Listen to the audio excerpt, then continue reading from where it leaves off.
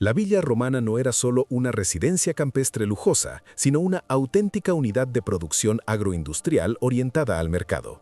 En el Ager Cosanus de Etruria, costa occidental de Italia, la villa de Setefinestre ejemplifica cómo la arquitectura de una villa materializaba un modelo económico completo.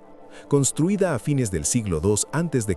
y ampliada en el siglo I después de Cristo, integró en un solo complejo todo lo necesario para cultivar, procesar, almacenar y exportar productos agrícolas a gran escala. Cada espacio, desde los patios de trabajo hasta los salones de banquetes, cumplía un rol claro en el ciclo económico de la finca.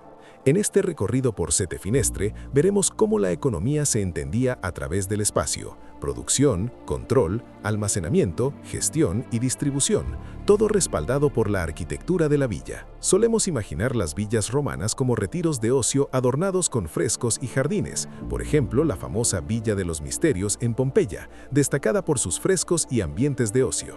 Pero Setefinestre obliga a cambiar de perspectiva. Más que un idílico refugio campestre, fue una empresa agrícola planificada al detalle. De hecho, muchos la consideran el mejor ejemplo físico de la villa perfecta descrita por Varrón, el erudito romano que teorizó la explotación rural ideal. A diferencia de fincas centradas solo en el lujo, en Setefinestre cada metro cuadrado servía al negocio. Su diseño unificado, un gran bloque cuadrado que combina residencia señorial y zonas de trabajo, coordinaba directamente el centro administrativo, las áreas de procesamiento técnico y los almacenes comerciales. Entender esta villa como un sistema económico integrado es clave para comprender la lógica detrás de sus muros. Entramos primero a la pars rústica, la zona productiva de la villa, el motor agrícola donde se procesaba la materia prima. En Setefinestres, este sector técnico de producción y servicio estaba integrado en el mismo bloque que la casa, pero bien delimitado y organizado de forma racional para maximizar la eficiencia. ¿Qué hallábamos allí? Principalmente las instalaciones para elaborar vino y aceite de oliva, y los espacios para la mano de obra y los animales. Veamos sus elementos clave. Infraestructura de producción. En la esquina noroeste del complejo se situaban las prensas para uvas, producción de vino, y en el sector sureste, el molino y prensas de viga para obtener aceite de oliva. Cada zona tenía su maquinaria pesada propia, funcionando casi como dos talleres especializados bajo un mismo techo. Incluso había unos pequeños baños privados cerca del área de aceite. Muestra de la inversión en comodidad, probablemente para el dueño, sin alejarse del centro de operaciones, control y acceso. Aunque separadas internamente, estas áreas de trabajo no estaban aisladas del resto de la villa. Dos pasadizos internos las conectaban directamente con la residencia principal, uno desde el atrio hacia el sector sureste, zona de aceite, y otro desde el peristilo hacia el noroeste, zona de vino. Esta disposición permitía al propietario o al vilicus, administrador, supervisar de cerca ambas operaciones sin salir de la casa. El antepatio y la fuerza laboral. Antes de la zona señorial, Setefinestra tenía un amplio antepatio rectangular flanqueado por habitaciones modulares o celae. Todo indica que servían como alojamiento para la fuerza de trabajo esclava, familia rústica, necesaria en las labores a gran escala, organizada casi de forma cuartelaria. Es probable que algunas también funcionaran como almacén de herramientas o establo para mulos y burros, indispensables para transportar las mercancías al cercano puerto de Cosa. En cualquier caso, este antepatio era una zona de servicio multifuncional, vivienda del personal, cuadra y depósito, y a la vez un filtro arquitectónico. Quien ingresaba a la villa atravesaba primero el ámbito de trabajo antes de llegar al área noble o residencial. Expansión de la capacidad productiva. Hacia el año 100 después de Cristo, la villa expandió su pars rústica, construyendo un granero mayor, nuevos establos en el sector suroeste e instalando criaderos de animales, una porqueriza para cerdos y un aviario para aves, que diversificaron la explotación. Esta inversión demuestra una gestión dinámica. Los dueños ampliaron la infraestructura para aumentar la producción cuando la demanda creció.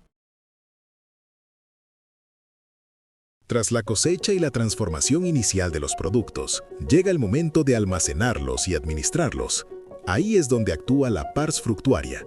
la sección de la villa dedicada exclusivamente a conservar y gestionar los frutos de la finca. En Sete Fenestre, esta área de almacenes estaba inteligentemente integrada en el bloque principal, adyacente a las zonas de prensado para facilitar el flujo interno de mercancías. Su organización muestra cómo la arquitectura estabilizaba la producción y la conectaba con el comercio a gran escala. Sus puntos clave eran graneros y almacenes especializados. La villa disponía de graneros elevados, hórrea, para cereales y legumbres, a salvo de la humedad y las plagas, ubicados muy cerca de las áreas de prensado para minimizar traslados internos. Junto a ellos había bodegas para líquidos. Tras prensar las uvas o moler las aceitunas en la pars rústica, el vino y el aceite se almacenaban allí en condiciones controladas de temperatura y seguridad. Función de pulmón económico. La pars fructuaria actuaba como un pulmón económico que estabilizaba la producción de vino y aceite antes de envasarlos en ánforas para la venta. El vino podía fermentar y el aceite decantar en grandes recipientes bajo techo hasta estar listos, lo que permitía al propietario esperar el momento óptimo para vender o enviar, regulando la oferta. Este almacenamiento estratégico amortiguaba las variaciones estacionales y garantizaba un flujo constante de producto al mercado, vital para una finca orientada a la exportación. Pruebas de exportación a gran escala.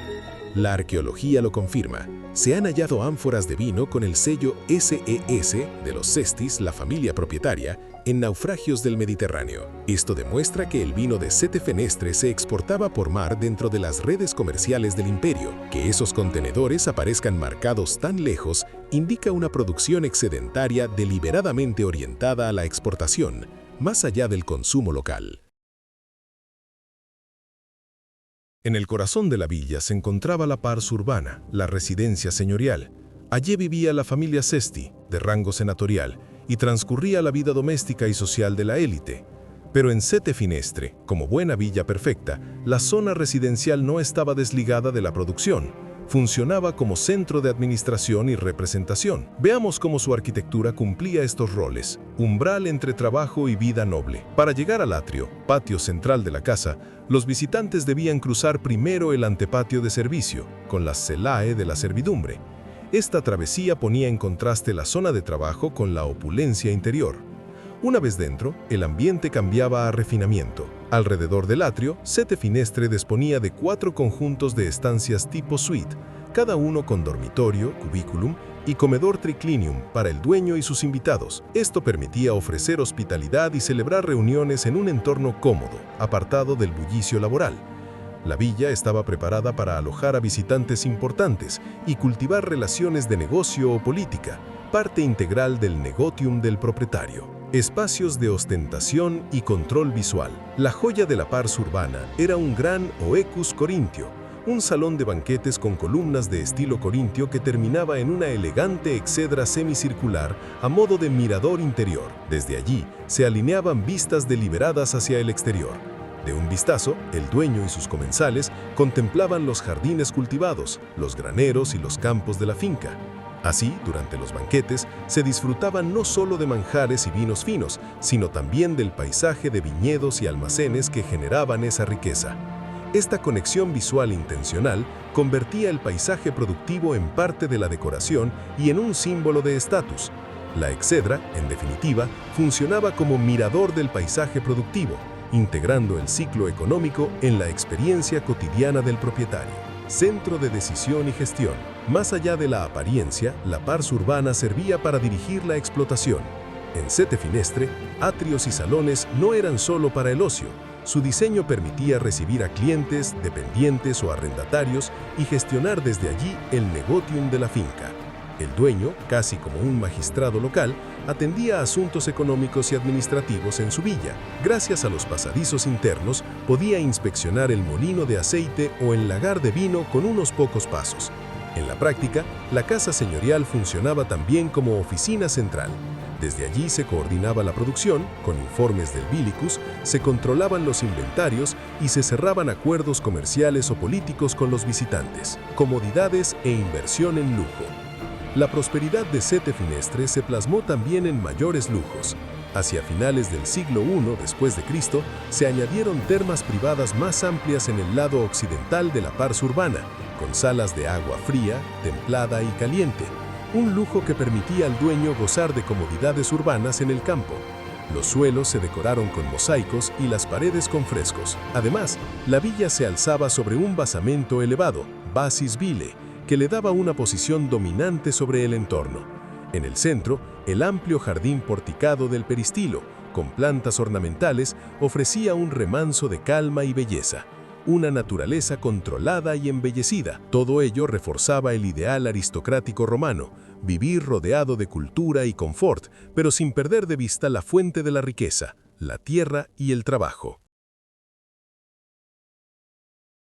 La ubicación de Siete Finestre, a pocos kilómetros del puerto de Cosa, y su infraestructura interna facilitaban la salida de sus productos al mercado. La villa contaba con animales de carga, carretas y un amplio patio de maniobras que conectaban directamente la producción con el transporte. Las áreas de prensado se ubicaban junto a los almacenes, lo que permitía cargar rápidamente las anfias y enviarlas al puerto para su embarque hacia Roma u otros destinos del imperio. En esencia, Siete Finestre funcionaba como un nodo agroexportador. Su producción rural se integraba a las redes de comercio mediterráneas gracias a la combinación de infraestructura local, almacenes, caminos, transporte propio e infraestructura imperial, puertos y rutas marítimas. La villa de Siete Finestre nos demuestra que la arquitectura puede ser una máquina económica. Cada componente, desde la pars rústica con sus prensas y talleres, pasando por la pars fructuaria con sus graneros y depósitos, hasta la pars urbana con sus salones mirador, funcionaba en conjunto articulando un sistema de producción exitoso. No era simplemente una mansión señorial con una granja, sino un complejo altamente especializado orientado a la exportación. Su diseño optimizaba todo el ciclo económico, desde la transformación de materias primas y la gestión de inventarios hasta la distribución del excedente fuera de la finca. Recorrer Siete Finestre es entender cómo el espacio reflejaba la economía. Sus muros separaban funciones, pero conectaban al dueño con cada etapa productiva. Las ampliaciones edilicias respondieron al crecimiento del mercado, y la ubicación la convirtió en un eslabón entre el campo y el mundo mediterráneo. Siete Finestre demostró en la práctica la villa perfecta que los tratadistas romanos habían teorizado, capaz de generar riqueza agrícola sostenible y de proyectar el poder de su dueño sobre la tierra. En villas como esta, la élite romana consolidó su control económico del territorio, haciendo del paisaje rural una extensión de su dominio. Por todo ello, Siete Finestre es un modelo tangible de la economía antigua. La distribución de sus patios, prensas, graneros y salones muestra cómo se generaba, administraba y movía la riqueza en la Roma imperial. La villa romana, más que un refugio idílico, fue una empresa familiar autosuficiente cuyo éxito estaba literalmente construido en sus muros. En última instancia, en el mundo romano, el espacio era economía y la economía quedaba plasmada en el espacio. Una lección atemporal de cómo el diseño adecuado puede sustentar todo un modelo de producción.